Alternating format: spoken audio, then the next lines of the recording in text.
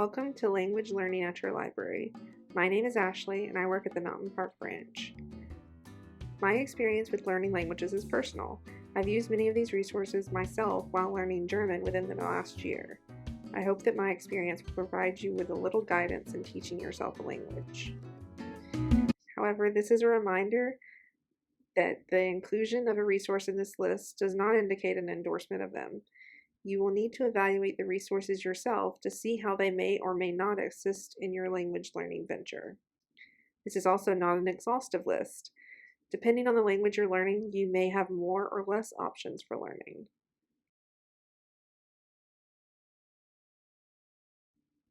I've included here a list of goals for this program. Feel free to skip around if you need information on a specific topic and not others. For this program, we are not going to look at book-related materials, including ebooks, books, audiobooks, and digital audio. Be aware that we have many materials should you need them, and our digital materials are accessible through the Libby or Overdrive app.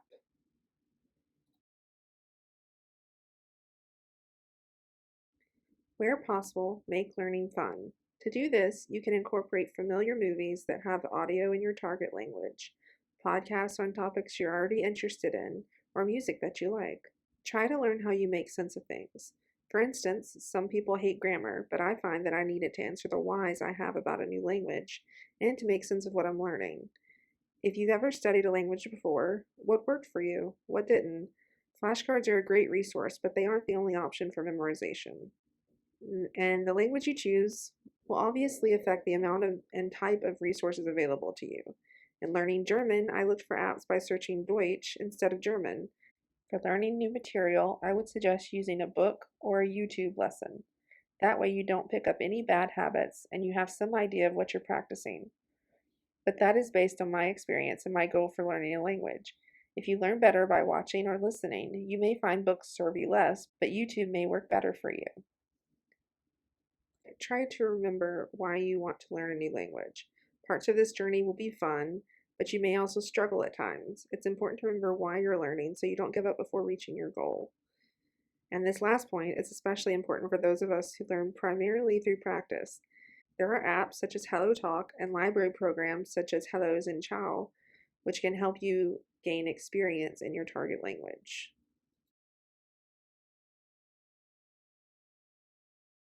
If you haven't heard of the term before, SMART goals are specific, measurable, attainable, realistic, and timely.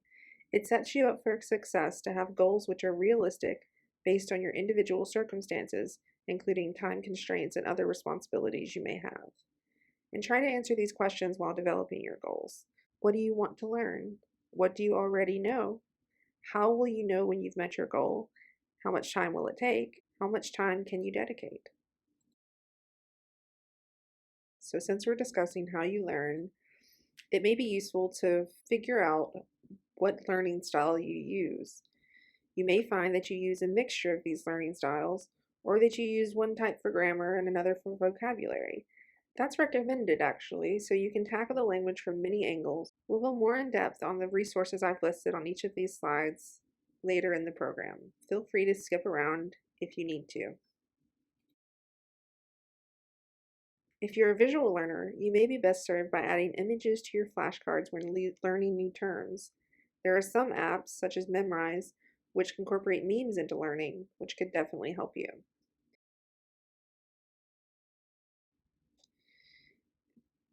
Auditory learners function best when listening. Many of the resources available will offer several ways of learning so that they reach different learners. So while Mango Languages is great for learning pronunciation, it also prioritizes speech and repetition. Keep in mind that you may have to find other ways of learning grammar, since it can be a bit harder to listen and understand conjugation tables and the like. For this, YouTube lessons can be useful. This will obviously be specific to the language you're learning. Kinesthetic learners prioritize doing in order to learn new material. If you have someone else learning the language with you, you can actively practice with them. You can also take notes on material, handouts, or books, and then reorganize those notes for an extra review. First, we'll start with going over some library resources that you may or may not have heard of already. To begin with, Mango Languages is probably one of the most well-known resources Gwinnett offers. It's set up to teach useful phrases from the very start. You will learn how to greet someone and introduce yourself in the first few lessons. If you pay attention to my slides, it does tell you how to access the resource.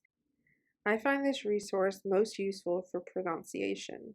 Any word you click in the language will show the phonetic spelling of that word, as well as where emphasis is placed. Grammar is also part of the lessons, but they may be much lighter in the beginning. That said, Mango works well as a starting point because it gives you some early success with useful words and phrases. They also have review flashcards, though you may want to make your own so you can better interact with them. It depends on how you learn best. If you want to try learning by watching movies, there's a limited selection which features interactive subtitles like in the regular lessons. Like the lessons on Mango, you can hover over a word to get a phonetic spelling as well as the definition. The next resource we'll discuss is Galileo. You can access full ebooks for some languages through the resource. If you're not familiar with Galileo, it compiles resources which you can then easily search for all at once. Thus, some results may send you to a different site where you may have to create an account to access certain features. Keep in mind that there may be page limits or checkout time limitations, but there are no waiting lists for any of the titles. These ebooks are useful in the same way our physical books are. They can teach you new material or answer any questions that come up. Books, including ebooks, are a more in-depth option than many of the apps available. It's a good option if you learn best through reading and memorization. It is especially useful for learning grammar. If you're already familiar with Galileo, feel free to explore a little. There's a lot of information available, however, so if you just want to get what you need, you may want to limit your search using the examples you see here.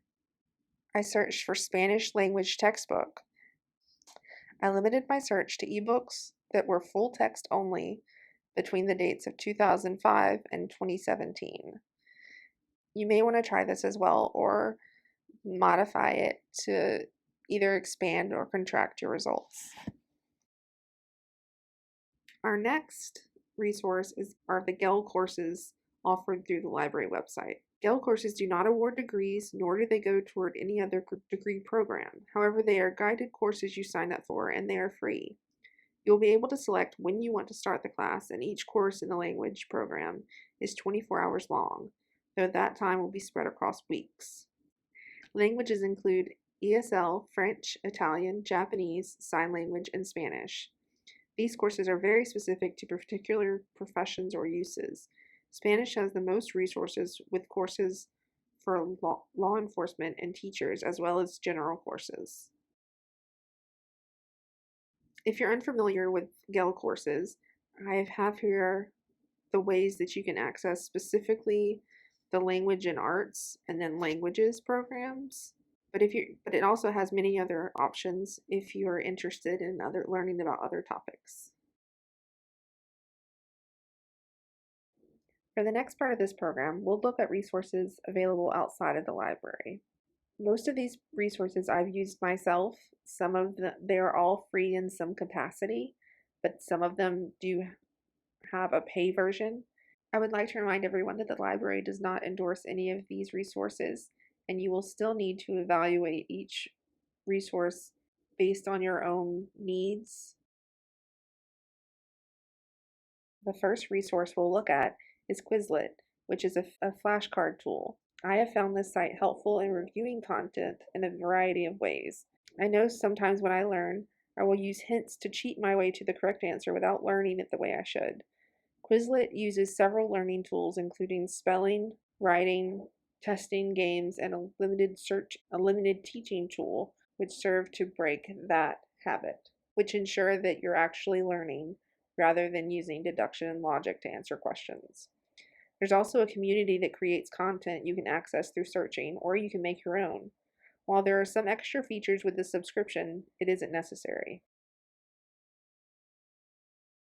Like Quizlet, Memrise offers similar services, and there are a lot of community-created content and lessons which may suit your learning style more.